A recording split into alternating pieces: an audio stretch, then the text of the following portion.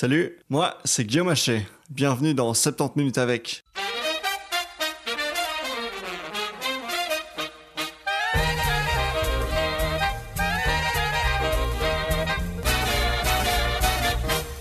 Et voilà, on y est. 70 minutes avec reprend enfin pour une saison 2. Je sais que je vous ai fait attendre et que cette pause aurait été plus longue que prévu. Toutes mes excuses pour ça. On démarre cette nouvelle saison avec un sujet assez sensible puisqu'il s'agit des maladies mentales. Je me suis rendu à Uccle, dans l'hôpital psychiatrique de Fonroy, pour rencontrer le docteur Vincent Dubois, qui a accepté de me rencontrer pour parler de schizophrénie. C'est un sujet qui est souvent mal compris, mal connu du grand public. On a pu discuter de la nature de la maladie et des conséquences qu'elle peut avoir sur la vie de la personne, mais aussi du traitement, de l'approche médicale et évidemment de la fameuse question du paternalisme, puisque souvent, les patients arrivent contre leur gré. C'est un échange dont je suis très content. Le docteur Vincent Dubois a fait preuve d'une grande pédagogie et je l'en remercie. Mais voilà, il y a une mauvaise nouvelle. Juste après l'enregistrement de l'épisode bonus, je me suis rendu à l'école 19 pour préparer ma première chronique pour la Libre Belgique et j'ai utilisé mon magnifique enregistreur pour garder une trace de l'entretien avec le staff. Le problème, c'est que j'ai oublié de régler mon matériel avant l'interview du docteur Dubois. Du coup, c'est les micros internes qui ont été utilisés et pas les vrais bons micros que j'utilise normalement. Je vous cache pas que voilà, la prise de son de cet épisode laisse carrément à désirer. C'est loin d'être horrible, c'est tout à fait supportable, mais voilà, ça s'entend. La bonne nouvelle, c'est que ça ne se reproduira plus pour les prochains épisodes dont je vous parlerai en fin d'émission. C'est parti! Nous sommes aujourd'hui avec Vincent Dubois. Vincent Dubois, bonjour. Bonjour. Est-ce que vous pouvez vous présenter pour nos auditeurs qui ne vous connaissent peut-être pas ? Eh bien voilà, je suis psychiatre de formation et puis j'ai longtemps aussi travaillé dans un milieu hospitalier, mais un milieu académique aussi. Donc après mes études et après ma formation comme psychiatre, j'ai entamé une thèse de doctorat dans un domaine qui était à l'époque assez nouveau, à savoir les interventions dans le champ de la santé mentale qu'on faisait dans les pays en développement qui connaissaient des violences de masse. Donc j'ai beaucoup travaillé au Cambodge notamment. J'ai fait une thèse de doctorat sur sur ce qu'on pouvait imaginer faire pour diminuer la souffrance des gens qui vivaient cela. Et puis je suis resté pendant de nombreuses années à Saint-Luc, aux cliniques universitaires Saint-Luc, où j'animais un service de psychiatrie, mais aussi j'enseignais à la faculté de médecine, ce que je fais toujours aujourd'hui. Mais depuis 2013, j'ai repris la direction médicale d'un groupe hospitalier qui s'appelle Epsilon, qui gère et anime 3 cliniques psychiatriques, donc uniquement psychiatriques, à savoir la clinique Laramée, la clinique Fonroy et la clinique Area Plus, qui, elle, se concentre uniquement sur les adolescents. Alors on va se concentrer aujourd'hui, même si le champ déjà de la santé mentale, mais plus précisément des maladies mentales, ces champs-là sont très larges. On va se concentrer aujourd'hui sur la question de la schizophrénie, qui est déjà une vaste question. Première question pour commencer, déjà question à la fois très simple et très complexe. Je pense que la définition de la schizophrénie n'est pas forcément bien connue du grand public, elle est même souvent méconnue, il y a beaucoup de désinformation.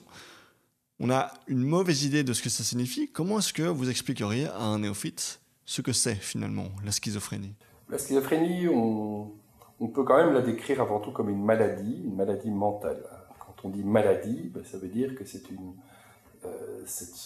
un ensemble de symptômes, c'est un syndrome, comme on dit un syndrome, c'est un ensemble de symptômes qui recouvre tant des champs psychologiques que des champs organiques, biologiques. Donc la schizophrénie, par rapport à d'autres pathologies de santé mentale, est certainement une maladie dans laquelle les symptômes les plus prédominants peuvent apparaître en tout cas comme d'ordre psychologique, à savoir on a des hallucinations, on a des troubles de la pensée, on a des délires. Le délire, c'est un trouble de la pensée, il peut avoir plusieurs formes. C'est des délires d'interprétation, on se sent espionné, on se sent observé, on a toutes sortes d'idées tout à fait bizarres, en tout cas sur le monde.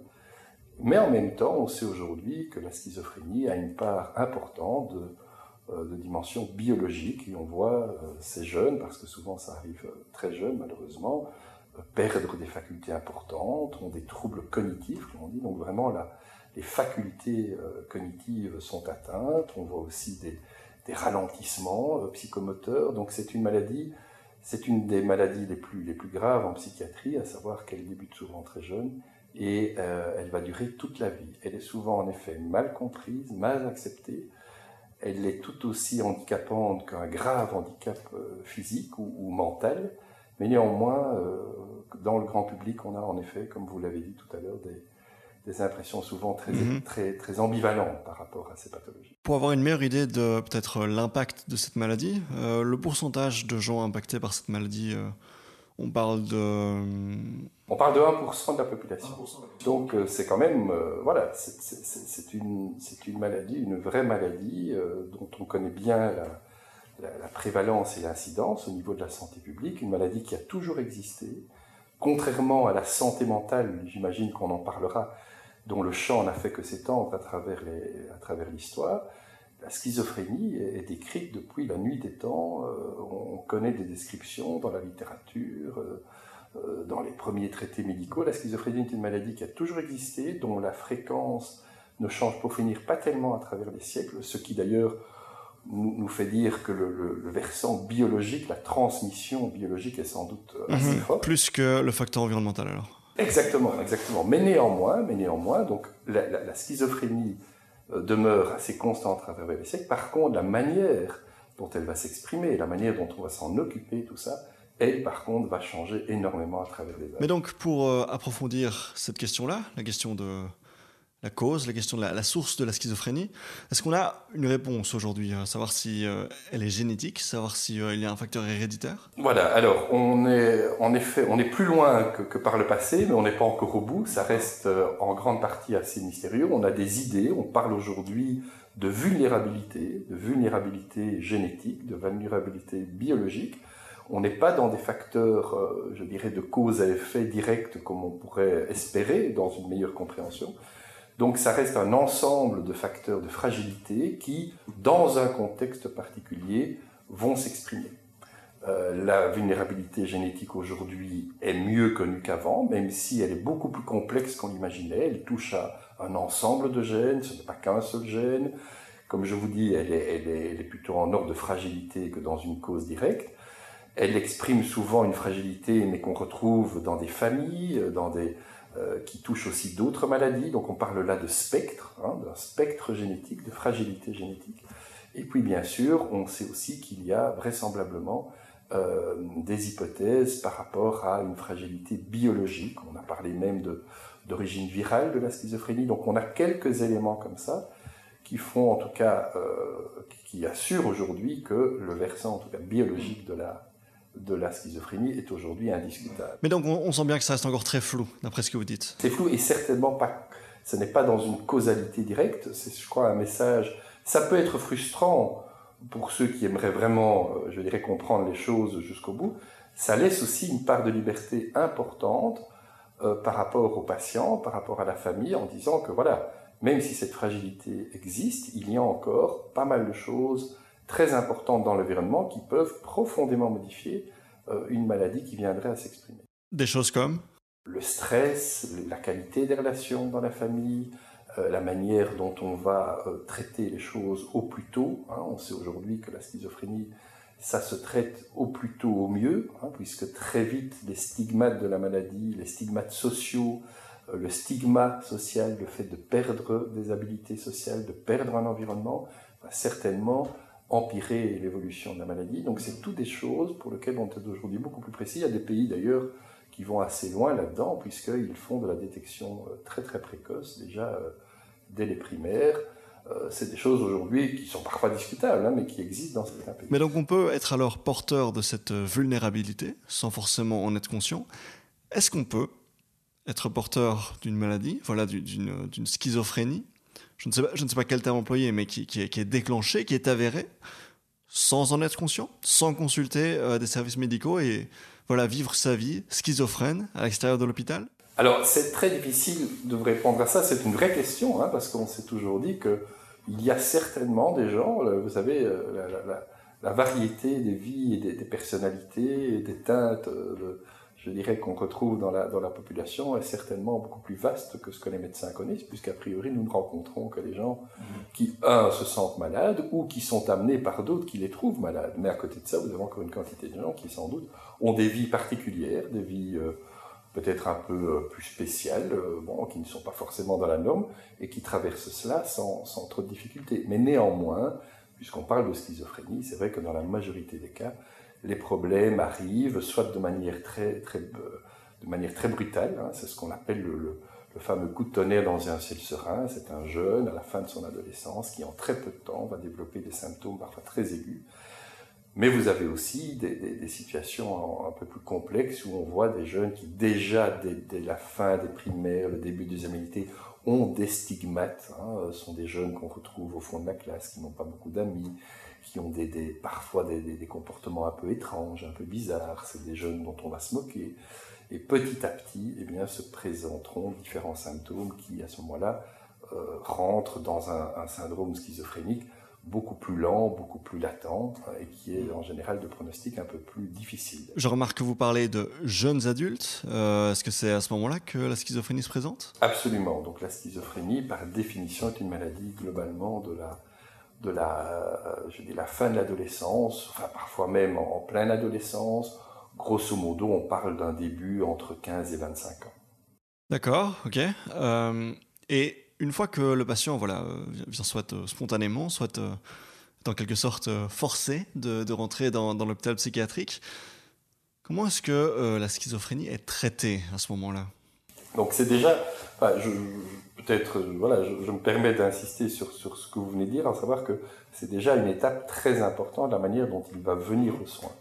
Puisque, paradoxalement, je vous ai dit tout à l'heure que c'était une des maladies les plus graves en psychiatrie, paradoxalement, c'est certainement les patients qui ont le plus de mal à, reconnaître qu'ils sont malades, donc avoir la conscience de cela, et de deux, demander de l'aide. Donc, très souvent, on rencontre malheureusement des situations qui évoluent déjà depuis un certain nombre de temps, parce que le jeune ne veut pas consulter, et en général, il vient à la consultation poussé dans le dos par son entourage. C'est encore un cas de figure assez favorable, mais parfois bien pire, c'est-à-dire que là, il y a eu déjà un événement, il y a déjà eu un trouble du comportement sur l'ordre public, il y a eu une intervention de la police, il y a eu une intervention, je dirais, du procureur à travers cette fameuse loi, on en parlera peut-être tout à l'heure, mais qui clairement concerne cette population cible-là, à savoir la loi de mise en observation, ou qui nous permet d'offrir, enfin de proposer des soins, d'imposer même des soins à des patients qui ne se sentent ni malades, qui ne désirent pas se soigner, mais qui présentent un danger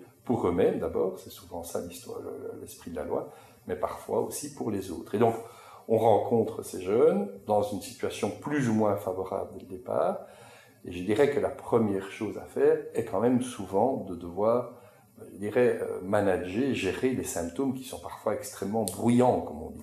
C'est pas parce qu'ils crient forcément, même si ça arrive, mais c'est parce que le délire est particulièrement floride, on se prend pour un oiseau, on se prend pour un super-héros, on peut dans ces moments délirants commettre des actes extrêmement dangereux pour soi, croire qu'on peut sauter d'un toit et qu'on va s'en sortir, on peut avoir des troubles du comportement par rapport à ses proches, on peut frapper quelqu'un parce que on trouve qu'il a tout d'un coup un regard comme un diable qui vous veut du mal, on se sent observé, on a l'impression qu'il y a des micros cachés dans les pièces, on a vraiment ce qu'on appelle ces symptômes délirants, on hallucine très souvent, on hallucine et souvent des voix qui sont rarement gentilles, qui sont plutôt des voix menaçantes, qui vous obligent à faire des choses, qui vous poussent à commettre des actes. On parlait tout à l'heure de la mauvaise compréhension du grand public de la schizophrénie, mais sur base des symptômes que vous présentez maintenant, on est en plein dans le cliché du fou sur le toit de l'asile, en fait. Tout à fait, tout à fait. Je dirais que la schizophrénie, clairement, porte en elle ce que depuis toujours on associe à l'image du fou, à l'image de la folie, de la personne bizarre, de la personne qui parle toute seule dans la rue. Néanmoins, j'insiste, et je pense qu'on aura l'occasion certainement d'en reparler, j'insiste qu'on est très rarement, beaucoup plus rarement que le public le croit, dans la dangerosité. On n'est pas dans la perversion sexuelle, on n'est pas dans ces gens qui vont attaquer des petites filles, parce que, j'insiste déjà dès à présent, parce que l'évolution de la société a fait qu'on a souvent colmaté, nous avons connu des affaires épouvantables en Belgique, vous le savez, qui ont vraiment eu comme conséquence d'associer, je dirais, la grande délinquance sexuelle, qui est une sorte mais qui n'est pas une folie au sens de la schizophrénie, hein, la grande perversion sexuelle et la schizophrénie, ce qui fait que ces patients souffrent d'un rejet social souvent massif. Mais donc, si nous revenons à ces symptômes, en effet, c'est ce qu'on peut appeler les symptômes les plus fous, souvent incompréhensibles. Ils ont des discours qui ne vous permettent pas de rentrer en contact avec eux. Donc, pour revenir à votre question, la première chose qu'on a à gérer, c'est souvent ces symptômes qui, s'ils ne sont pas pris en charge, sont parfois extrêmement perturbants pour la personne, pour l'entourage, et souvent ne permettent pas de rentrer en contact et en relation avec les patients. Quand vous dites pris en charge, on parle de camisole de force? Non, alors ce sont des termes évidemment qu'on associe beaucoup à la psychiatrie. C'est des choses bien sûr qu'on ne fait absolument plus. Ce qu'on a aujourd'hui, c'est un arsenal thérapeutique médicamenteux, c'est vrai, qui sont souvent absolument indispensables dans cette phase-là pour faire en sorte que ces idées soient diminuées, qu'elles soient rassemblées, que le patient arrête de s'éparpiller comme on le voit souvent. Donc ce sont des médicaments qui agissent en général pas forcément très vite, c'est ça la difficulté, c'est qu'ils mettent souvent un certain nombre de semaines à agir et qui vont petit à petit permettre aux patients de retrouver, je dirais, un état cognitif et un état de l'imagination beaucoup plus serein. Très bien. Et alors cette assistance sur base de médicaments, est-ce qu'elle se fait de manière temporaire? Est-ce qu'elle se fait à vie? Est-ce qu'on guérit la schizophrénie? Ah, vous y allez fort d'emblée. Donc c'est une... non, écoutez, c'est une question... Donc pour finir, on n'a pas la certitude. Comme psychiatre, parlant du fait que nous voyons a priori toujours les gens malades et les gens qu'on a vus au départ, si je regarde comment ils évoluent, c'est vrai que la guérison au sens d'une grippe, au sens d'une appendicite, n'est pas fréquente. Elle existe, nous avons tous comme psychiatres des exemples où clairement quelqu'un s'en est tout à fait sorti. Néanmoins, il reste souvent quelques caractéristiques, mais qu'on pourrait imaginer, voire même comme des caractéristiques de personnalité. Et donc on voit aujourd'hui des chemins de ce qu'on appelle de rémission. Le patient n'a plus ses symptômes, il n'a plus ses troubles du comportement, il peut retrouver une vie tout à fait satisfaisante, que ce soit une vie sociale, une vie affective, il peut même travailler. Mais je dirais que là, on retrouve énormément de déterminants environnementaux et sociaux qui vont permettre que ces patients puissent avoir accès au travail, puissent se sentir, pas trop rejetés dans leur logement, puissent avoir, suffisamment de support social pour connaître une vie relationnelle satisfaisante. Donc, on a aujourd'hui beaucoup d'indications, et c'est ce qui fait que la psychiatrie reste un métier assez compliqué, puisqu'on a beaucoup parlé du volet médical, mais on sait aujourd'hui que l'évolution d'un patient schizophrène, si vous prenez un patient qui a la même maladie, si vous prenez le même patient, mais que vous le mettez en Belgique, en Hollande, en Angleterre ou dans un pays, je dirais, encore un peu plus lointain, ce même patient aura un destin tout à fait différent. Et ça, c'est forcément, on le sait aujourd'hui, fortement déterminé par l'environnement social, par une volonté, je dirais, souvent politique ou d'organisation des soins, qui va faire en sorte que des éléments aussi importants que le travail, les relations sociales, puissent soutenir l'évolution du patient. On aura l'occasion de revenir sur ces différentes écoles de traitement médicaux, mais donc, pour revenir sur ce que vous disiez, le cas majoritaire alors du patient qui n'atteint jamais alors vraiment la rémission totale, est-ce qu'il doit consulter alors son médecin de manière régulière? Est-ce qu'il doit alors dépendre de médicaments à vie? Alors, la prise en charge de la schizophrénie est clairement une prise en charge au long terme. C'est toujours difficile de dire à vie, on n'en sait pour finir pas grand-chose. En tout cas, au long terme, ça c'est sûr. La rémission, je précise, n'est pas rarissime, elle n'est pas fréquente, mais elle est possible. Pour une partie, je dirais, on dit que le chiffre qu'on cite souvent, c'est que pour un quart, en tout cas des patients, une rémission satisfaisante est accessible. Mais pour cela, en effet, il y a besoin d'un suivi qui n'est pas qu'un suivi de médicaments, même si on sait que la couverture médicamenteuse, la prophylaxie, comme on dit, médicamenteuse, est essentielle. On voit malheureusement trop souvent des patients qui, après parfois un moment assez long où ils se sont sentis bien, décident tout seuls comme ça d'arrêter le traitement, et malheureusement on voit souvent que dans les mois qui suivent, une rechute apparaît. Donc c'est en tout cas, en effet, un traitement médicamenteux au long cours, avec des médicaments qui aujourd'hui ne donnent pas trop d'effets secondaires, sont bien mieux acceptés, tolérés que ceux qu'on connaissait avant. Mais c'est bien plus que cela, c'est aussi tout un chemin, j'ai envie de dire, tant personnel, et il y a une importance majeure de ce qui est d'ordre du suivi psychologique pour des patients, même schizophrènes, même si souvent ça demande des adaptations dans le type de suivi psychologique qu'on fait, qui permettent en général aux patients à quand même faire tout un cheminement par rapport au sens de tout ce qu'ils traversent. Et souvent, il y a aussi besoin d'un suivi psychosocial, comme on dit, qui permet, je dirais, de faciliter peut-être l'intégration psychosociale de ce patient. On sait aujourd'hui, par exemple, que ce sont des patients qui bénéficient pas mal de tout ce qu'on peut faire dans l'aide de l'accès au logement, de l'accès au travail. Il y a de nouveau des expériences très intéressantes qui montrent qu'à partir du moment où vous avez un logement satisfaisant et un travail satisfaisant, eh bien, il y a là un véritable... C'est plus que simplement un traitement en plus, ça a des effets thérapeutiques en soi pour permettre aux patients cette rémission. Donc si le patient interrompt son traitement, sa prise de médicaments, il est possible qu'à ce moment-là, très rapidement après, un épisode se présente, un épisode hallucinatoire. J'essaie alors simplement de comprendre comment est-ce qu'on est en capacité de découvrir un patient qui aurait alors atteint la rémission si on conseille à tout le monde de ne surtout pas arrêter son traitement. Alors, je me suis pas fait comprendre, quand on dit rémission, Oui. La rémission, c'est un état qui parfois, et très souvent d'ailleurs, inclut le fait que vous continuez à prendre vos médicaments. D'accord, oui. La rémission, ce n'est pas être... C'est là que, peut-être dans le grand public, c'est ça qui est difficile à comprendre, c'est que quand on dit guérison en médecine, c'est souvent que voilà, vous ne prenez plus de médicaments, vous ne devez plus aller voir le médecin, vous avez tout à fait recouvert votre état de santé antérieur. La rémission, c'est pas ça. Vous gardez la maladie. Et en fait, le modèle de la psychiatrie, les maladies psychiatriques existent dans la médecine organique. Si je parle, je sais pas moi, du diabète, de plein de maladies, vous pouvez être en rémission d'un diabète, à savoir que votre sucre sanguin est tout à fait dans des normes satisfaisantes, mais néanmoins, vous devez continuer à prendre votre insuline tous les jours et de manière très régulière. Eh bien, c'est un peu le même modèle. D'accord, oui.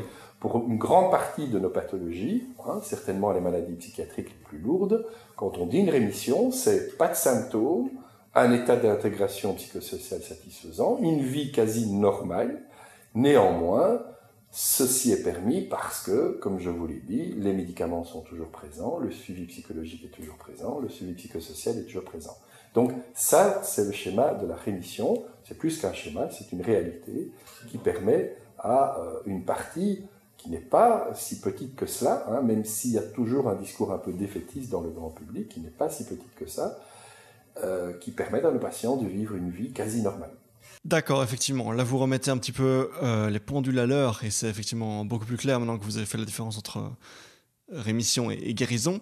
À ce moment-là, comment est-ce que vous expliquez que la rémission, même sous traitement, même systématiquement sous traitement médicamenteux, elle soit aussi rare? Qu'est-ce qui fait que, alors qu'on a cette médecine, alors qu'on a ces médicaments, comme vous dites, plutôt efficaces, plutôt discrets, plutôt confortables, ce ne soit pas plus courant, une rémission? Bien, c'est là où, comme je vous disais tout à l'heure, la psychiatrie est un métier qui plonge ses racines et ses pratiques dans des disciplines extrêmement variées. Donc c'est là où je vais quitter un peu ma casquette de médecin et vous parler du fait que voilà, il n'y a rien à faire. Nous avons affaire non pas à des patients, non pas à des schizophrènes, nous avons affaire à chaque fois des singularités, des patients tous différents, des chemins de vie, des personnalités. Et il est clair, mais ça j'imagine que vous pouvez même facilement comprendre ça pour vous, qu'une maladie qu'on a pendant toute sa vie, eh bien, n'est pas quelque chose qu'on accepte facilement. Il y a déjà, par le fait même d'avoir cette fragilité schizophrénique, donc qui fait partie du champ des psychoses, une atteinte de la manière dont on comprend le monde, dont on appréhende le monde, dont on appréhende les relations aux autres, assez particulière, et qui clairement vous met souvent dans un vécu, parce qu'on connaît bien, on a beaucoup de patients schizophrènes, on écrit, on peint, on fait des films, on dit leur vécu, on sait à quel point leur chemin de vie est toujours entaché par une impression qu'on ne les comprend pas, on ne les accepte pas, que le monde est pour finir plus malade qu'eux, et donc cette difficulté d'accepter d'aller voir un médecin, de prendre un médicament tous les jours, d'aller voir une assistante sociale, que sais-je encore, reste pour beaucoup une vraie difficulté qui explique que régulièrement, en tout cas, ils essayent de reprendre une liberté individuelle par rapport à ça. Et c'est pourquoi il est peut-être important, plus que ce qu'on a fait jusqu'à aujourd'hui, d'un peu changer notre manière de faire, de voir ces maladies, de les encadrer. Ce côté un peu paternaliste de la médecine qui viendrait dire « fais ceci, fais cela, prends tel médicament parce que je sais, moi comme médecin, ce qui est bon pour toi », dans ce type de pathologie ne donne pas très bien. Et on a aujourd'hui plein d'indications et plein d'idées et plein de pratiques déjà qu'on fait parfois à droite à gauche, que ce soit en Belgique ou ailleurs, qui montrent qu'on doit parfois un peu renverser la manière de faire. Donc pour résumer un petit peu l'essence du problème, si j'ai bien compris, en fait la façon d'appréhender le monde de ces patients schizophrènes est un obstacle en soi à leur traitement médical. On pourrait le dire comme ça, en effet. Cette posture, je dirais, de la relation médecin-malade est très efficace à partir du moment où vous êtes dans une maladie organique dont on connaît dont on peut circonscrire le champ, on sait qu'il y a un début, c'est une fin, on sait de quoi il s'agit, et je dirais où votre personnalité, pour finir, n'est pas tellement engagée, même si la relation entre un médecin et son patient est très importante. Mais néanmoins, vous pouvez vous faire soigner, je dirais, en gardant toutes vos idées par rapport à toutes sortes de choses. À partir du moment où vous soignez des patients qui souffrent de maladies mentales, leur être tout entier, leur façon de voir les choses, d'appréhender la vie, fait partie intégrante de cette relation. Et c'est sûr que un paternalisme ou quelque chose qui est de trop dirigiste ou qui viendrait trop sous-entendre que vous avez la vérité et qu'eux ne l'ont pas, pose vraiment un problème dans notre métier. C'est intrinsèque à notre profession. Oui. On reviendra alors très certainement sur cette notion de paternalisme dans les traitements médicaux. On parlait il y a un instant de ces fameux épisodes hallucinatoires, donc le symptôme le plus évident. Quelles conséquences est-ce que ça peut avoir sur la vie du patient, sur son projet de vie, sur son environnement ? Est-ce qu'on parle d'épisodes qui ont des conséquences légères, anecdotiques, amusantes, ou bien est-ce qu'au contraire c'est beaucoup plus grave ? Si on imagine par exemple un patient qui est sous traitement médicamenteux et qui décide d'interrompre ce traitement, quelle est la gravité de ce qu'on va pouvoir observer à ce moment-là ? Alors, il y a plusieurs dimensions. De nouveau, d'abord, au niveau médical, on a aujourd'hui certaines indications, même si de nouveau, rien n'est tout à fait sûr, mais on a des indications que chaque nouvel épisode va altérer un peu plus, je dirais, les facultés cognitives du patient. Donc, ces patients, avec ces crises répétées, vont sans doute perdre des facultés cognitives, vont perdre je dirais, des capacités fonctionnelles. On pense même que les atteintes cérébrales dont on a certaines idées, quand on étudie vraiment la matière du cerveau, là aussi montrent des dégradations en fonction de l'évolution de ces crises. Ça, c'est sur le plan médical. Donc il y a déjà là une question de comment est-ce qu'on pourrait protéger ce cerveau de ces multiples crises. La première attitude qu'on a aujourd'hui, c'est que ces crises n'arrivent pas. Mais alors par contre, et je dirais que c'est aussi important, si pas plus important, ça fait souvent énormément de dégâts dans leur vie relationnelle, dans leur vie familiale, par rapport au stigma social. Je dirais autant on voit encore beaucoup de monde, beaucoup de soutien dans les débuts de la maladie, lors des premières crises, autant très vite ces patients sont souvent de plus en plus esseulés, de moins en moins compris. Les familles se fatiguent, les familles se désespèrent et il n'y a pas à les juger. C'est un accompagnement extrêmement éprouvant, ces maladies. Ça veut dire aussi que si on avait un petit job, eh bien souvent on accepte une crise, mais la deuxième on le perd. Ça veut dire qu'on a parfois une habitation individuelle, on est en autonomie, mais les voisins acceptent une crise d'eux, mais la troisième ça ne va plus. Et je dirais qu'ils se livrent pour vous faire expulser. C'est des choses vraiment qu'on voit tous les jours. Donc la dégradation psychosociale de ces crises multiples est souvent extrêmement catastrophique. Et donc, ça, c'est pour une dégradation à un niveau plutôt social, alors. Le premier exemple que vous évoquez, qui est donc une dégradation des capacités cognitives, si je comprends bien, on peut donc imaginer un patient, disons, quinquagénaire, qui serait à ce moment-là porteur de ces séquelles, porteur de ce cerveau endommagé. Il serait alors très handicapé par rapport à son autonomie et à ses capacités à appréhender la vie. Quelle assistance est-ce qu'on propose exactement à des patients comme celui-là? Je rappelle bien qu'on parle de la schizophrénie, mais si on était un peu plus précis dans le terminologie, on parlerait d'eschizophrénie, tellement il y a des variétés d'évolution. Il y a donc un Il y a spectre. un spectre, donc c'est un ensemble dont on donne un nom, mais qui recouvre des réalités tant dès le départ que dans l'évolution de celle-ci, très très différentes pour nos patients.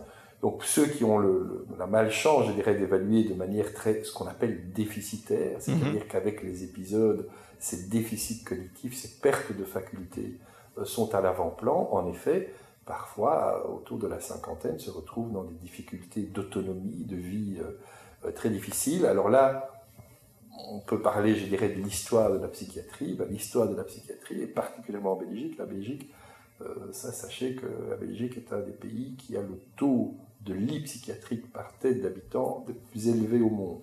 Nous sommes 3e pays, quasi dans le monde. Si vous prenez l'ensemble des habitants belges et que vous comparez ça au nombre de lits psychiatriques, ça veut dire que la Belgique a toujours eu une organisation des soins psychiatriques très, très hospitalière. En Belgique, nous avons énormément de très, très grands hôpitaux psychiatriques avec des centaines et des centaines de lits. Et donc, dans ces hôpitaux, pour répondre à votre question, pendant tout un temps, on a trouvé en effet beaucoup de ces patients qui n'étaient pas forcément très âgés, mais qui s'étaient installés, dont on s'était pour finir le seul et unique lieu de vie et qui y passaient des années et des années. Nous sommes aujourd'hui au cœur d'une réforme de la santé mentale qui est très active, qui est déjà reprise on sera le 3e gouvernement, on attend le 3e, mais qui continue cette réforme, qui a pour objectif, qui n'est pas le seul, mais un des objectifs majeurs, en effet, c'est de changer de paradigme, d'être moins hospitalocentrique, comme on dit, c'est-à-dire d'essayer ce qu'on appelle la désinstitutionnalisation, essayer que pour ces patients-là, le seul destin ne soit pas de rester pendant 20 ans, 30 ans, 40 ans dans un hôpital psychiatrique, donc de beaucoup plus axer les soins du côté de la communauté. Donc c'est un chemin très long qui va prendre très longtemps, mais néanmoins qui a déjà une réalité.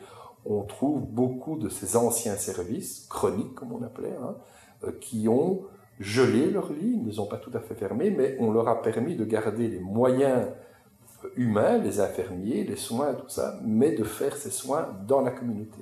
C'est mis en place différentes équipes mobiles qui permettent parfois de pouvoir proposer à ces patients de retourner vivre dans la communauté, dans des logements collectifs, dans des maisons de repos, et de pouvoir avoir le soin qui vient à eux, plutôt que de leur proposer de rester pendant des années, parce que on sait, ça de nouveau, c'est pas médical, mais on sait que quand vous avez passé une dizaine d'années à l'hôpital psychiatrique, globalement, c'est très très très très difficile de retrouver une vie autonome parce qu'on ne sait quasi plus rien faire, on ne sait plus faire son lit, on ne sait plus cuisiner, on ne sait plus faire ses courses, on est terriblement dépendant. Et donc ça, c'est l'objet de la réforme qui est en cours.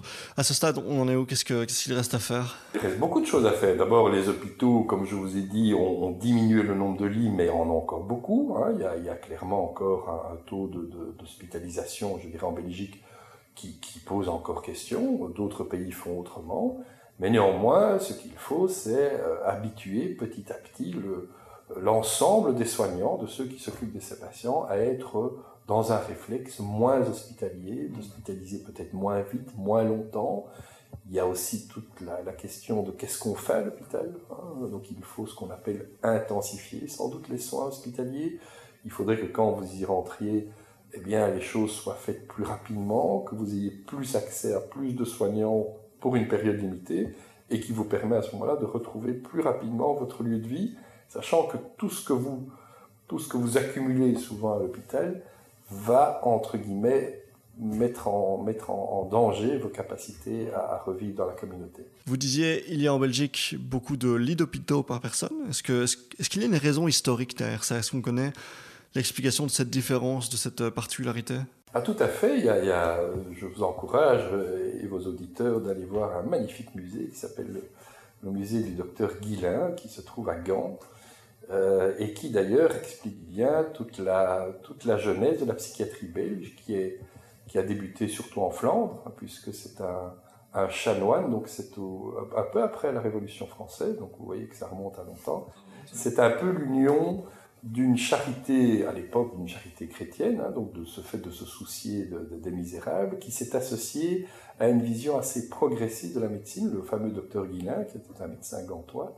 Et cette association de la charité chrétienne et, je dirais, d'une médecine qui se voulait plus humaniste a donné lieu à la naissance d'un ordre hospitalier qui s'appelle les Frères de la Charité de Gand, qui aujourd'hui est le premier ordre, je dirais, religieux actif dans le champ de la psychiatrie, qui travaille dans à peu près 80 pays, qui ont des dizaines et dizaines d'hôpitaux psychiatriques, mais qui, c'est vrai, à l'époque, l'ont vu comme un lieu où on accueillait les patients. On les traitait certainement mieux que ce qu'on faisait avant, puisqu'avant, globalement, les patients psychiatriques étaient traités exactement comme les prisonniers, comme les malfrats, comme les indigents. On les retrouvait dans les prisons, on les retrouvait dans les lieux vraiment de perdition absolue. C'était à l'époque extrêmement novateur de proposer qu'on écoute ces gens, qu'on leur parle déjà, qu'ils étaient dignes d'attention.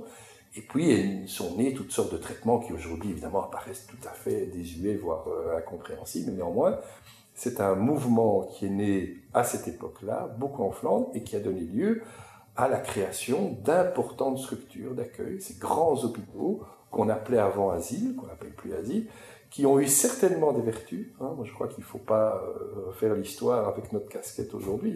Qui ont eu des vertus incroyables de permettre à des gens vraiment d'être considérés totalement différemment, mais qui, c'est vrai, aujourd'hui, apparaissent surtout dans leur gigantisme, dans leur un certain immobilisme, et qui aujourd'hui, bien sûr, sont challengés par d'autres buts que nous avons par rapport à ces patients. J'insiste aussi pour vous dire que, je pense l'avoir dit pour la schizophrénie, les patients psychiatriques dans des états délirants, on ne parvient pas à rentrer en contact avec eux. Ce n'est que dans les années 1950, que sont apparus les premiers médicaments qui ont pu calmer ces symptômes et qui ont permis qu'on rentre en contact avec ces patients. Avant cela, les patients étaient bien sûr accueillis dans les hôpitaux, mais déliraient toute la journée, parfois pendant des années, et étaient dans leur monde tout à fait fermé. C'est intéressant puisqu'on rentre un petit peu ici dans la question de l'idéologie. Vous disiez avec cette charité chrétienne qui remonte à quelques siècles et qui a encore des conséquences aujourd'hui. Est-ce qu'il y a un débat d'idées quand on parle de psychiatrie? Parce que on aura bien compris que vous défendez aujourd'hui une position bien plus moderne, comme quoi il faudrait une approche beaucoup moins centrée sur l'hospitalisation. Est-ce qu'il y a un débat d'idées ou bien est-ce qu'au contraire tout le monde s'accorde à dire que Vincent Dubois a raison sur ce point? Non, il y a quand même une tendance générale et partagée pour reconnaître que par rapport à nos patients, même s'il ne faut surtout pas jeter le bébé avec l'eau du bain, comme on dit, et l'hôpital a encore toute sa raison d'être, tout son sens, c'est vraiment... Mais tout le monde s'accorde à dire en effet que l'hôpital doit peut-être retrouver une place, une vraie place, je dirais, de partenaire, d'une étape dans un parcours de soins qui doit être vu de manière beaucoup plus générale, beaucoup plus globale. Ça, je pense que plus personne ne conteste cela. Bon, néanmoins, il est clair que c'est un débat qui reste extrêmement complexe parce que moi, comme psychiatre, quand je vous parle ici, oui, en effet, j'ai une certaine action possible à l'hôpital par rapport à nos patients, dans le champ médical, mais par rapport à tout ce que je vous ai dit, vous vous rendez bien compte que beaucoup des éléments importants pour le devenir de nos patients ne dépendent pas des médecins, ils dépendront de la société, de l'organisation politique, de la manière dont on vit entre nous, dont le stigma social est plus ou moins partagé. Enfin, vous vous rendez compte que c'est ça le problème de la psychiatrie. Les psychiatres, globalement, aiment assez bien parler, ont souvent pas mal d'idées, ont une vue sur certains phénomènes de société assez large, mais néanmoins, leur action reste une action déterminée par leur fonction, à savoir un métier de soignant, un métier d'accompagnant, un métier de médecin. Mais nous ne sommes ni politiciens, ni, je dirais, nous n'avons pas... bien sûr, toutes les cordes qui nous permettraient de dire, voilà, à partir de demain, on va faire en sorte que nos patients soient mieux acceptés dans les lieux de logement, aient accès au travail, puissent avoir toutes sortes d'aides qui aujourd'hui restent quand même plutôt dans l'ordre du champ social. Donc c'est ça qui est assez compliqué, c'est qu'on sait aujourd'hui qu'on a besoin de tout le monde, beaucoup plus largement qu'avant, pour que nos patients aient une vie décente. L'hôpital a toujours cette tendance de dire, puisqu'il n'y a pas ça, puisque la société reste, et ça on peut le dire, reste très ambivalente par rapport aux maladies mentales, paradoxalement, on est beaucoup plus informé, beaucoup plus tolérant dans le champ de la santé mentale, et on y viendra certainement, autant la psychiatrie, les maladies psychiatriques qui ont toujours existé, restent extrêmement, je dirais, visées et extrêmement peu comprises, peu acceptées dans la société. Elles sont stigmatisées, oui. Stigmatisées, et je dirais, voire même, avec tout ce que je vous ai dit tout à l'heure, tout cet amalgame qu'on fait par rapport à la grande délinquance sexuelle notamment, reste souvent, je dirais, très présent dans la société. Il y a beaucoup de peur, il y a beaucoup d'incompréhension. Moi, je pense que c'est plus du côté d'un certain humanisme qu'on retrouve peut-être des différences, la manière, du côté parfois d'un certain paternalisme, des choses comme ça, mais qui, je vous dis déjà, quand je vous en parle, j'ai l'impression que je parle de choses qui sont plus actuelles, mais c'est sûr qu'à travers ce paternalisme, cet humanisme, on voit apparaître en effet des dimensions qui ont fait la différence entre la grande laïcité et, je dirais, et des options plus religieuses. Mais je vous dis, même ça, on peut dire qu'aujourd'hui, c'est plus le cas. Quand on évoque la question du paternalisme, me reviennent immédiatement des souvenirs de mon dernier voyage aux États-Unis, notamment du côté de San Francisco, où les rues sont remplies de SDF qui consomment de l'héroïne à la vue de tous. Et souvent, si on traîne dans les mauvais quartiers, ce qui était mon cas, on en trouvait qui parlaient tout seuls et qui avaient des comportements, j'aurais tendance à dire, psychotiques, même si je ne suis pas un expert. Et ce qu'on m'a raconté, ce qu'on m'a expliqué, c'est qu'il y avait une histoire de la psychiatrie, une histoire des soins de santé mentale aux États-Unis, comme quoi, voilà, on m'avait expliqué qu'un journaliste était allé voir les forces de l'ordre en expliquant... Voilà, qu'il entendait des voix, et on l'avait aussitôt enfermé dans un hôpital psychiatrique, et que voilà, quand ce journaliste avait expliqué que non, en fait, tout va bien, c'était juste un test, c'était juste une farce, laissez-moi sortir, eh bien on ne l'avait pas laissé sortir, et qu'il y avait voilà ce qui est aussi très certainement lié au rapport dans la culture américaine, au rapport qu'ont les Américains avec leur gouvernement, sur base de toutes ces histoires, il y avait une sorte de grande méfiance de... enfin voilà, qui sommes-nous pour enfermer un individu contre son gré ? Donc on sent bien qu'il y a aussi un facteur culturel qui joue aussi très fort sur ces questions de paternalisme dans les soins médicaux. C'est sûr que le soin forcé pose la question du paternalisme. Hein, et je dirais qu'il y a une histoire dans la psychiatrie par rapport aux soins forcés. Aujourd'hui, en Belgique, on peut dire qu'on a une loi extrêmement bien équilibrée, une loi vraiment humaniste. Elle n'est pas si vieille, elle date de 1990, elle a remplacé une très vieille loi qui, en effet, posait de grands problèmes, je dirais, de ce paternalisme. C'était une loi qui permettait à un bourgmestre d'enfermer, je dirais, quelqu'un qui avait des symptômes, qui étaient perturbants. Mais bon, on sait que cette loi a permis des enfermements tout à fait abusifs. C'est donc une loi, ce n'est pas qu'en Belgique, à peu près en 1990, dans l'ensemble des pays européens, on a réformé ces lois. Et aujourd'hui, on a clairement une loi assez humaniste, dans le sens où, on reconnaît que certains patients doivent être soignés parce qu'ils sont, à certains moments, dans ces moments de crise notamment, tout à fait incapables de se prendre en charge. Ils ont donc une maladie mentale, ils ne se sentent pas malades, donc ils refusent les soins, et surtout parce qu'ils sont dangereux pour eux-mêmes et ou pour les autres. Donc à partir du moment où on est dans cette cas de figure-là, on a une loi qui permet en effet de soigner ces patients pour une durée limitée, j'insiste, hein, on parle de 40 jours, pas comme avant où on pouvait rester comme ça de manière indéfinie à l'hôpital. Pendant 40 jours, le patient a droit à un avocat, plus qu'à droit, souvent on lui propose un avocat, il y a l'intervention d'un tiers judiciaire qui régulièrement interroge nos pratiques, donc on est dans une loi beaucoup plus équilibrée. Mais déjà là, il y a en effet des différences assez, pour finir, philosophiques, idéologiques, puisque en Angleterre, par exemple, cette loi ressemble assez fortement à la nôtre. Simplement, chez nous, quand on dit on soigne les gens, on va jusqu'à leur imposer un traitement médicamenteux, parce qu'on sait bien que sans ce traitement médicamenteux, ils ne se stabiliseront pas. Eh bien, en Angleterre, on hospitalise ces patients de force, mais on ne va pas jusqu'à leur imposer un traitement. C'est déjà une différence très forte dans le sens où on dit, voilà, l'individu est considéré comme tel, inviolable au sens vraiment strict du terme, inviolable au point de ne pas lui imposer un traitement. Néanmoins, ça apparaît quand même à ce moment-là comme une loi qui protège surtout la société, mais qui est pour finir assez peu le patient. puisque sans médicaments, il restera sans doute beaucoup plus longtemps à l'hôpital, il se dégradera, on en a parlé tout à l'heure. Par contre, la société est sans doute plus protégée parce que le patient n'est plus au sein de cette communauté. Donc, déjà, au sein de ces lois, il y a des différences, mais il est clair que si vous voyez l'ensemble des pratiques psychiatriques, je dirais, d'il y a, je ne sais pas, 10, 30, 40 ans, ces notions d'enfermement abusif ont bien sûr traversé les pratiques dans tous les pays. Toujours sur cette notion de paternalisme, un patient à qui on imposerait un traitement médicamenteux, de manière générale, sur base de votre expérience, est-ce qu'il va revenir vous voir en vous remerciant, ou bien est-ce qu'au contraire, il aura une dent contre vous, il sera énervé, agacé par ce paternalisme, ce traitement forcé, une fois qu'il aura atteint le stade d'une certaine rémission? C'est une très intéressante question. Bon, c'est sûr que, vous savez, quand on travaille comme médecin à l'hôpital, on est habitué aux pralines, je vous dis, parce que quand on travaille en chirurgie, dans des services, à partir du moment où les patients sont contents, je dirais, il y a une petite tradition de remercier son médecin et tout ça. Et je vous assure que comme jeune assistant, puisque j'ai dû faire des stages dans plein de services autres que la psychiatrie, j'ai pris sans doute à l'époque... Des pralines au sens propre. Voilà. Il y en a.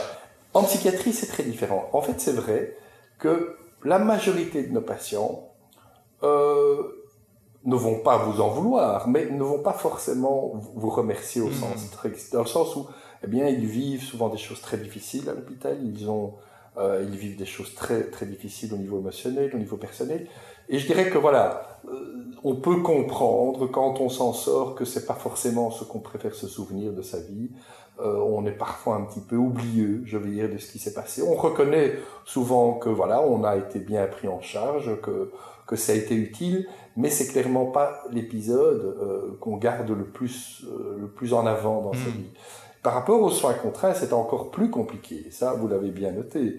C'est-à-dire qu'un petit pourcentage de gens, en effet, avec le temps, parce que tout ça en général prend du temps, peuvent reconnaître qu'heureusement qu'on les a soignés à ce moment-là, parce que sinon il y aurait eu des choses parfois extrêmement dommageables pour eux ou pour les autres. Mais c'est sûr que c'est un vrai cheminement. On voit ça parfois après 2, 3, 4, 5 épisodes, des patients qui disent j'ai appris à travers toutes ces difficultés, j'ai appris à mieux me connaître, à mieux gérer mes symptômes, à mieux gérer ma maladie. Et à ces moments-là, souvent, on a une grande reconnaissance et souvent un lien très fort. Vous savez, en psychiatrie, quand les choses se passent bien dans la relation avec nos patients, ça vous amène à parfois suivre des gens pendant des dizaines d'années. Je veux dire, nous sommes nombreux. Moi, j'ai 53 ans, là, mais j'ai déjà des patients que je suis depuis à peu près 20 ans.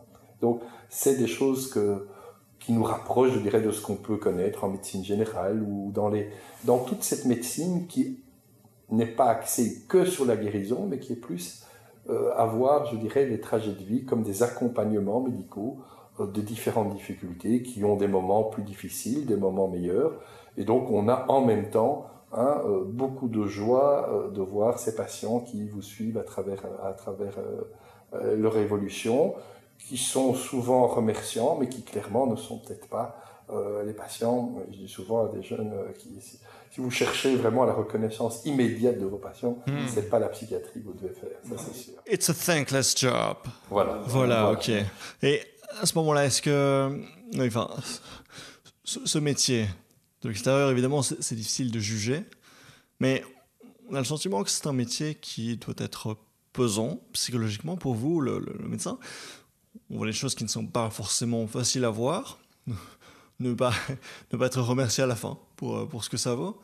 Alors oui, je pose une question qui est peut-être un petit peu intrusive, mais est-ce que vous vivez bien votre métier? Est-ce que c'est un métier qui vous rend heureux? Oui, c'est un métier formidable, parce qu'en même temps, il vous amène au cœur, je dirais, des grandes questions de la vie, de la mort, de ce qui fait la sensibilité, les émotions. C'est un métier très très ouvert sur les arts, sur la créativité, sur l'imagination. Donc on a accès d'emblée, je dirais, avec nos patients, à parfois des conversations, des sujets et tout ça qui vraiment sont absolument passionnants.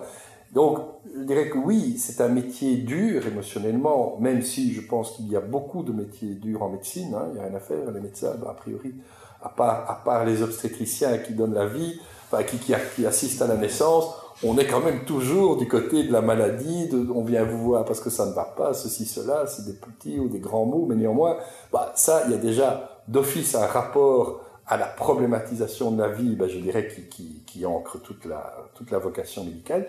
Mais je dirais que, donc, il y a certainement des métiers durs dans d'autres spécialités, mais c'est sûr qu'en psychiatrie, c'est difficile émotionnellement parce que ça vient parfois vous titiller dans des choses qui chez vous aussi sont parfois difficiles à accepter. C'est pourquoi la formation personnelle des psychiatres reste quand même une des voies très importantes dans ce qu'on propose à nos étudiants et à ceux qui se destinent à cela. Donc, et pendant très longtemps, même si ça diminue un peu aujourd'hui, mais beaucoup de candidats psychiatres faisaient un travail personnel eux-mêmes. On a souvent recours à des supervisions, de trouver des lieux où on peut justement avancer par rapport à ses propres émotions, sachant qu'il est clair que ce qu'on nous demande comme psychiatre, c'est d'être en même temps très sensible à ce que les gens vivent, mais de ne pas inonder, bien sûr, le champ de la relation de ses propres problèmes. Ça, c'est évidemment la base, je dirais, de notre métier, qui n'est pas toujours facile à faire, mais pour lequel il y a quand même beaucoup de moyens et d'encadrement possible. Ok, c'est presque une bonne surprise, puisque, comme je pense, on le sentait un petit peu dans ma question, je présumais un métier usant psychologiquement ou très, un psychiatre qui rentre peut-être chez lui, qui prend les antidépresseurs ou je ne sais quoi, et finalement, bien sûr. Non, tout à fait, et ça arrive, mais ça, je pense que ça, c'est vraiment, je ne suis pas sûr, et pas du tout même que nous soyons plus à risque que d'autres spécialités médicales. Il y a la question, on parle beaucoup aujourd'hui du burn-out des médecins, elle n'est certainement pas majoritaire chez les psychiatres, on le trouve beaucoup dans la médecine qui doit affronter d'énormes difficultés par rapport à leurs patients, par rapport à l'administration qu'on leur demande, et surtout sans beaucoup de reconnaissance. Donc la psychiatrie reste un métier, c'est vrai, traversé par une passion, je dirais, de l'humain dans ses multiples dimensions qui, je crois, nous permettent aussi de toujours voir la vie dans un ensemble très, très stimulant. Alors on va arriver tout doucement à la question plus large de la santé mentale, mais avant ça, on va juste conclure sur la question des maladies mentales. On le disait, on a évoqué plusieurs fois les maladies mentales telles qu'elles sont perçues par la société. On parle plutôt de personnes avec un entonnoir sur la tête, qui sont souvent la punchline d'une blague, des gens pour lesquels on n'a pas forcément une grande empathie, mais qu'on a sans doute plutôt envie d'isoler, de cacher, d'oublier. Ce sentiment-là, cette position par rapport aux maladies mentales, à la folie, pour employer ce terme, comment est-ce qu'on l'explique ? D'où est-ce que ça vient ? Parce qu'on n'a pas forcément cette position face aux autres maladies. Je crois que la folie, ça a toujours été quelque chose qui a interpellé notre humanité, dans le sens où la maladie mentale, on peut la voir comme, si vous preniez ça sur un continuum, comme un excès d'émotion, un excès de passion, un excès de sentiment, un excès de mouvement. Et donc, la folie est toujours quelque chose qui vient pointer des expériences de vie que tout le monde peut en même temps comprendre, mais dont on accepte très mal les excès. Donc c'est quelque chose qui vous renvoie à votre humanité et en même temps qui vient pointer à quel point l'humanité parfois peut être difficile, peut être angoissante, peut poser la question de la mort, de notre finitude. Ce qu'a priori une grande majorité de gens n'aiment pas. Ça vient questionner, ça vient vous bouleverser, ça vient vous titiller, ça vient dénoncer, ça vient crier des choses qu'on ne voudrait pas entendre.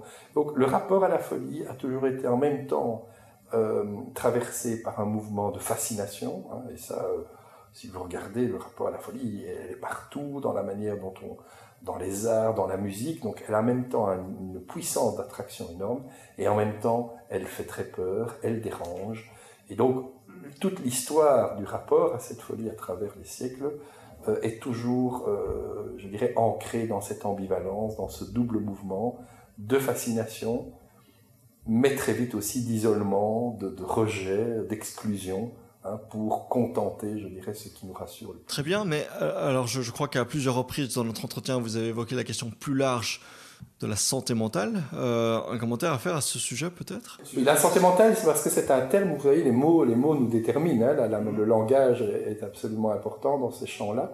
La santé mentale est une terminologie assez récente. Elle est très liée à une vision, je dirais, plus santé publique, des troubles émotionnels, j'ai envie de dire des troubles psychosociaux. La santé mentale, c'est un concept très OMS, puisque il a été défini d'ailleurs, l'OMS, pas seulement comme une absence de maladie. La santé mentale, c'est pas une absence de maladie, c'est un état de bien-être qui vous donne pleine satisfaction sur le plan relationnel, sur le plan social, sur le plan... C'est très subjectif. C'est extrêmement subjectif et c'est surtout très très large. Donc on sait aujourd'hui en effet qu'une mauvaise santé mentale a beaucoup d'influence sur votre capacité à travailler, à être en relation avec les autres, à être performant, à être efficace au niveau économique, des choses comme ça. Et donc, ça remonte déjà à un certain nombre d'années. L'OMS a très vite pointé à quel point nos sociétés traversées par beaucoup de stress, par beaucoup de changements sociétaux, étaient frappées par une augmentation importante des troubles psychosociaux, du stress psychosocial, qui faisait craindre en effet un état de santé mentale s'appauvrissant dans nos civilisations, dans nos sociétés. Et donc, ça a ouvert bien sûr le champ de tout ce qu'on appelle les troubles de santé mentale, qui dépassent largement, bien sûr, j'imagine que quand je vous définis ça, des choses comme ça, vous comprenez aisément que ça dépasse largement le champ de la psychiatrie. Ça le dépasse en termes de nombre, puisque aujourd'hui on a des chiffres assez effrayants. On dit qu'à peu près 20% de la population mondiale présente à un moment donné de sa vie, j'entends bien, à un moment donné de sa vie, ce qu'on appelle un trouble de santé mentale. Donc vous imaginez qu'en termes même de prévalence, on est dans quelque chose de très différent des troubles psychiatriques, des maladies psychiatriques qui ont toujours existé. Et surtout, ça nécessite une approche bien plus large que la médecine. Le danger de définir la santé mentale comme une maladie vient pour finir à médicaliser, c'est ça le grand enjeu de notre société, c'est quelque chose auquel on assiste. Tout à fait. C'est-à-dire que les troubles de santé mentale aujourd'hui sont, si on ne fait pas attention, sont souvent bien sûr attirés dans une espèce de simplification d'ordre médical, et pour lequel, le médecin, il est pour finir pas tout à fait armé pour l'affronter. Il a bien sûr des traitements médicamenteux, il a l'écoute, il a l'accompagnement, néanmoins son action reste limitée. Et certainement, comme il a les médicaments, on a beaucoup d'exemples comme ça où on dit aujourd'hui qu'on donne des médicaments trop rapidement. On donne des médicaments trop rapidement dans les problèmes de stress, on donne des médicaments trop rapidement quand on est en deuil, on donne des médicaments trop rapidement quand on a des choses qui touche plus à de la dépressivité qu'à une réelle dépression. Enfin voilà, c'est toutes des choses qu'on entend et qui posent en effet des questions de comment aborder une société qui clairement montre des signes de stress psychosocial assez important et qui va plutôt croissant. Très bien. Vincent Dubois, ça fait 1 heure que nous nous entretenons. J'ai posé toutes mes questions. Je pense que nous pouvons à présent nous quitter puisque vous avez dans quelques instants un rendez-vous. Merci beaucoup d'avoir fait preuve d'une telle pédagogie. Et merci beaucoup aussi parce que vos questions étaient très stimulantes. Eh bien, dans ce cas, tout le monde est satisfait. À très bientôt. Au revoir. Au revoir.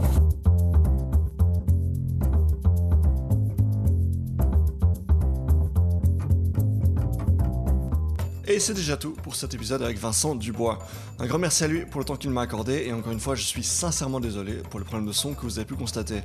Dans les semaines qui viennent, il y aura des invités comme Nathalie Maleux, la présentatrice du JT de la RTBF, et Olivia Gazalet pour déconstruire ensemble le mythe de la virilité. Et dans quelques semaines, un épisode un petit peu spécial puisque ce sera en anglais et qu'on parlera de surveillance de masse. Et non, mon invité n'est pas Edward Snowden, même si j'aurais beaucoup aimé. À très bientôt!